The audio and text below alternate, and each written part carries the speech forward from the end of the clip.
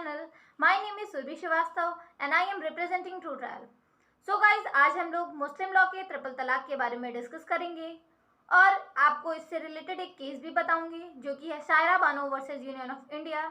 इस केस में ट्रिपल तलाक को लेके एक लैंडमार्क जजमेंट आया था, तो मैं आज आपको ट्रिपल तलाक के बारे में भी समझाऊंगी।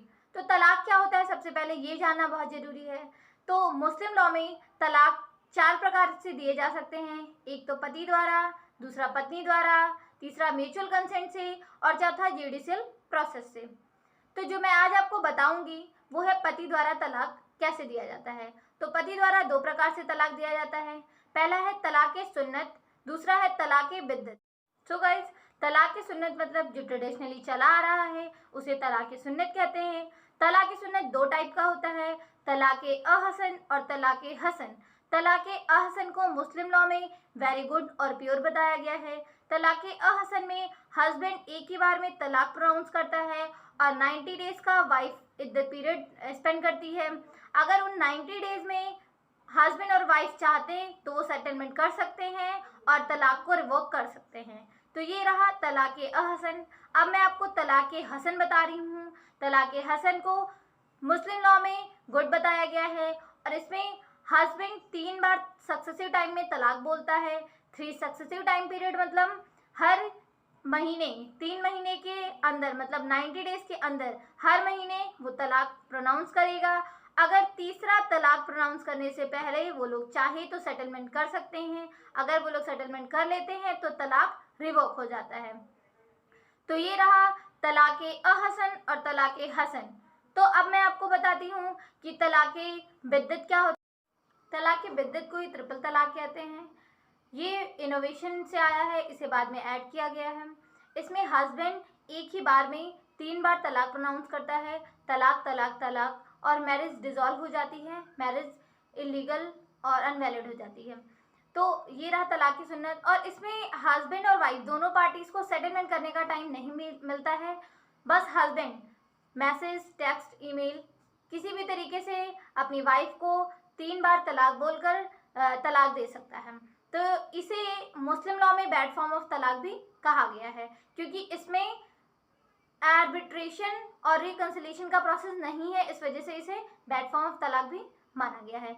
इंडिया के अलावा और भी कंट्रीज़ में, कई डिफरेंट कंट्रीज़ हैं, इस्लामिक कंट्रीज़ में इसे जो इंस्टेंट ट्रिपल तलाक है इसे वैल्यू नहीं दी जाती है।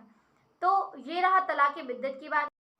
अब हम लोग अपने केस लॉ के बारे में बात करेंगे जो कि है Saira Bano versus union of India 2016। Saira Bano और रिजवान अहमद खान की शादी को 15 साल हो गए थे। शादी के 15 साल बाद 2016 में रिजवान अहमद ने सायरा बानो को ट्रिपल तलाक के माध्यम से तलाक दे दिया, जिसे हम लोग तलाक बिद्दत भी कहते हैं। इस वजह से सायरा बानो ने सुप्रीम कोर्ट में रिट पिटीशन फाइल कर दी और उस रिट पिटीशन में मुस्लिम लॉ के प्रैक्टिसेस को चैलेंज किया। मुस्लिम लॉ के 3 प्रैक्टिसेस को चैलेंज किया और वो 3 प्रैक्टिसेस क्या क्या थे मैं आपको बताती हूँ। पहला प्रैक्टिस जो था वो था इंस्टेंट ट्रिपल तलाक, दूसरा निकाह हलाला और तीसरा पॉलीगैमी।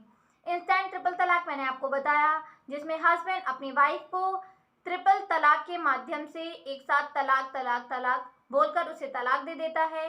निकाह हलाला में हस्बैंड वाइफ डाइवोर्स के बाद डायरेक्टली शादी नहीं कर सकते हैं, उसके लिए वाइफ को सेकंड मैरिज करनी होगी और उस सेकंड मैरिज से डिवोर्स लेना पड़ेगा, तब वो दोबारा शादी कर सकते हैं। और पॉलीगैमी में जैसा कि मुस्लिम लॉ में एक से ज़्यादा शादी अलाउड है, तो पॉलीगैमी को जो अनवैलिड के लिए उन्होंने इस पे भी चैलेंज किया। तो ये 3 प्रैक्टिसेस थी जिसे सायरा बानो ने चैलेंज किया। अब इस केस के जजमेंट के लिए क्या क्या किया गया वो मैं आपको बताती हूँ। तो फरवरी 2017 में इस मैटर को सुनने के लिए 5 जजेस की बेंच को बिठाया गया और वो 5 जजेस थे justice Jagdish Kehar, justice Abdul Nazeer, justice Joseph, justice नरीम और जस्टिस यू ललित। ये 5 जजेस के समक्ष इस केस की सुनवाई हुई और इसमें जो पिटिशनर और रिस्पोंडेंट कौन कौन थे मैं आपको बताती हूँ। तो पिटिशनर थी सायरा बानो और रिस्पोंडेंट थी Rizwan Ahmed, Union of India, Ministry of Law and Justice, Ministry of Women and Child Development, Ministry of Minority Affairs, National Commission for Women, All India Muslim Personal Law Board. तो ये रिस्पोंडेंट थे और जो 5 जजेस की बेंच बैठी थी उन्होंने अपने जो 3 प्रैक्टिसेस थे उसके बारे में, उनके इश्यूज़ के बारे में रिटन स्टेटमेंट मांगा। जो 2 पार्टीज़ थी उनके बीच में रिटन स्टेटमेंट मांगा। तो all India Muslim Personal Law board ने अपने स्टेटमेंट में कहा कि जो तीनों ही प्रैक्टिस है वो मुस्लिम रिलीजन का पार्ट है और सुप्रीम कोर्ट को रिलीजियस मैटर में इंटरफेयर नहीं करना चाहिए। सारी पार्टीज का स्टेटमेंट देने के बाद सुप्रीम कोर्ट ने इसके 2 मेन इश्यूज निकाले और वो इशू थे कि क्या ट्रिपल तलाक मुस्लिम लॉ का इसेंशियल रिलीजियस प्रैक्टिस है या नहीं है। क्योंकि अगर ये रिलीजन का इसेंशियल प्रैक्टिस है तो इसे सुप्रीम कोर्ट नहीं बदल सकती है, लेकिन अगर ये नहीं है और ये फंडामेंटल राइट्स को वायलेट करती है तो सुप्रीम कोर्ट के पास ये पावर है कि वो इसको चेंज कर सकती है या रिपील कर सकती है। और इसका सेकेंड इशू था क्या ट्रिपल तलाक की प्रैक्टिस फंडामेंटल राइट्स को वायलेट करती है या नहीं। इन 2 इश्यूज को जजेस ने पॉइंट आउट किया था और इसी के बेसिस पे इसे अनकॉन्स्टिट्यूशनल डिक्लेयर करना था या नहीं करना था वो डिपेंड करता है। अब मैं आपको इसका जजमेंट बताती हूँ और इसका जजमेंट मैं आपको पार्ट वाइज समझाऊंगी ताकि आपको क्लियर समझ में आ जाए कि किस जस्टिस ने क्या बोला था। तो जस्टिस केहर और जस्टिस नाजीर ने ट्रिपल तलाक की प्रैक्टिस को मुस्लिम पर्सनल लॉ का पार्ट बताया और आर्टिकल 25 के अकॉर्डिंग बताया कि हर सिटीजन को राइट टू रिलीजन मिला है। आर्टिकल 25 के अकॉर्डिंग जो प्रैक्टिसेस हैं वो प्रोटेक्टेड हैं, इसमें सुप्रीम कोर्ट इंटरफेयर नहीं कर सकती है। इसके साथ जजेस ने ये भी कहा कि ट्रिपल तलाक की प्रैक्टिस वैलिड है या इनवैलिड है ये जुडिशरी नहीं डिसाइड करेगी, इसे डिसाइड करने का पावर पार्लियामेंट के पास है। और उन्होंने ये भी कहा कि जब तक ये डिसाइड नहीं होता है ये वैलिड है या इनवैलिड तब तक ट्रिपल तलाक की इस प्रैक्टिस को 6 महीने का स्टे लगा दिया जाए और पार्लियामेंट को ये डिसाइड करने दिया जाए कि ट्रिपल तलाक वैलिड है या इनवैलिड है, इस पर बैन लगाया जाना है या नहीं लगाया जाना है। तो ये पार्ट फर्स्ट की बात रही, पार्ट फर्स्ट की जजमेंट की बात रही। अब मैं पार्ट सेकंड के जजमेंट को आपको बताती हूँ जिसमें जस्टिस नारिमन और जस्टिस यूयू ललित ने कहा है कि जो पहले के लॉज हैं, मतलब जो कॉन्स्टिट्यूशन के पहले के लॉज हैं और कॉन्स्टिट्यूशन के बाद के लॉज हैं, इनमें फंडामेंटल राइट की कंसिस्टेंसी होना अनिवार्य है। मतलब ये बराबर हो, कांस्टेंट हो, फंडामेंटल राइट्स इसमें वायलेट ना हो। आर्टिकल 13 के अकॉर्डिंग पर्सनल लॉ में कोई इंटरफेयर नहीं किया जा सकता। इस वजह से ये जो ट्रिपल तलाक की प्रैक्टिस है इस पे आर्टिकल 13 की से चैलेंज नहीं किया गया था। इसे आर्टिकल 15, आर्टिकल 14, आर्टिकल 21 और आर्टिकल 25 के अंतर्गत इसे चैलेंज किया गया था और इसमें कहा गया था कि अगर कोई भी चीज़ आर्बिट्री हो और फंडामेंटल राइट्स को वायलेट करती है तो सुप्रीम कोर्ट के पास ये पावर है कि वो उसे हटा सकती है, रिपील कर सकती है और अनकॉन्स्टिट्यूशनल डिक्लेयर कर सकती है। ये रही पार्ट सेकंड का जजमेंट। अब मैं आपको पार्ट थर्ड के जजमेंट के बारे में बताती हूँ। तो पार्ट थर्ड के जजमेंट में जस्टिस जोसेफ ने कहा कि ट्रिपल तलाक अन इस्लामिक है, ये मुस्लिम पर्सनल लॉ का इसेंशियल एलिमेंट नहीं है और ये फंडामेंटल राइट्स को वायलेट करता है, इसलिए इसे अनकॉन्स्टिट्यूशनल डिक्लेयर कर दिया गया। तो ओवरऑल जो जजमेंट मैंने आपको बताया उसमें से 2 जजों ने कहा कि ये इसमें जुडिशरी इंटरफेयर नहीं कर सकती है और 3 जजेस ने कहा कि ये फंडामेंटल राइट को वायलेट करती है, इसलिए ये अनकॉन्स्टिट्यूशनल है। तो ओवरऑल इसमें मेजॉरिटी थी 3 जजों के ऊपर, इसलिए इस पर सुप्रीम कोर्ट ने सेंट्रल को आदेश दिए कि वो इस पर एक नया लॉज बनाए और सुप्रीम कोर्ट ने इस इंस्टेंट ट्रिपल तलाक को इलीगल घोषित कर दिया और इसे अनकॉन्स्टिट्यूशनल मान लिया। अब मैं आपको बताती हूँ कि इसका बिल कैसे पास हुआ और ये एक्ट कैसे बना। तो दिसंबर 2017 में लोकसभा में ये बिल पास किया गया, लेकिन ये राज्यसभा में नहीं पास हुआ, लैप्स कर गया। उसके बाद सितंबर 2018 में कैबिनेट ने एक ऑर्डिनेंस द्वारा इसे पास किया गया और जिसमें बताया कि ट्रिपल तलाक एक पनिशेबल ऑफेंस है जिसमें कि 3 साल का इम्प्रिजनमेंट और फाइन से दंडित किया जाएगा।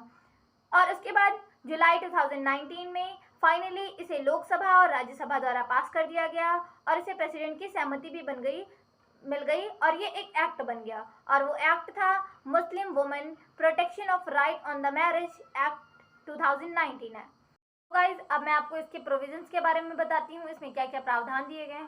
तो सुप्रीम कोर्ट ने ट्रिपल तलाक को इलीगल ऑफेंस मान लिया और इसे अनकॉन्स्टिट्यूशनल डिक्लेयर कर दिया और ट्रिपल तलाक को ऑफेंस मानते हुए इसे कॉग्निजेबल ऑफेंस का दर्जा दिया। कॉग्निजेबल ऑफेंस मतलब अगर कोई ऐसे केसेस आते हैं तो पुलिस बिना वारंट के उस व्यक्ति को उठा लेती है, ये कॉग्निजेबल ऑफेंस होता है। और इसमें जो इम्प्रिजनमेंट जो दंड दिया गया वो था 3 साल का इम्प्रिजनमेंट प्लस फाइन। सो ये रहा इसका पहला प्रोविजन। तो मैं आपको इसका दूसरा प्रोविजन बताती हूँ। तो जो विक्टिम महिला है या तो वो केस फाइल कर सकती है या उसका कोई ब्लड रिलेटिव ही केस फाइल कर सकता है। तो ये रहा आपकी जो आज आपको टॉपिक पढ़ाया उसका प्रोविजन। और मैंने आपको जो आज का टॉपिक पढ़ाया था वो था ट्रिपल तलाक, और उससे रिलेटेड मैंने आपको एक केस बताया था जो कि Saira Bano versus union of India 2019 का केस लॉ था। और इसके बारे में मैंने आपको बताया कि जो इंस्टेंट ट्रिपल तलाक मतलब तलाक तलाक तलाक उसे अनकॉन्स्टिट्यूशनल डिक्लेयर कर दिया गया। अगर अब कोई ऐसा तलाक देता है तो उसको वो एक इलीगल ऑफेंस माना गया है और उसमें 3 साल का इम्प्रिजनमेंट प्लस फाइन से दंडित किया जाएगा।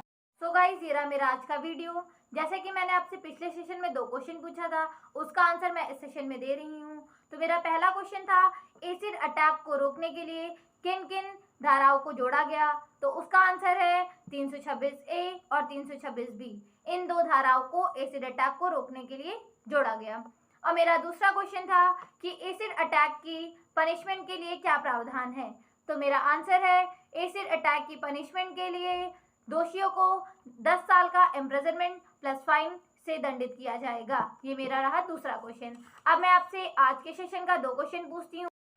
तो मेरा पहला क्वेश्चन है कि किन किन जजेस के समक्ष ट्रिपल तलाक का निर्णय लिया गया, वो कौन से 5 जज थे। और मेरा दूसरा क्वेश्चन है कि ट्रिपल तलाक कॉग्निजेबल ऑफेंस माना गया या नहीं माना गया, ये मेरा दूसरा क्वेश्चन रहा।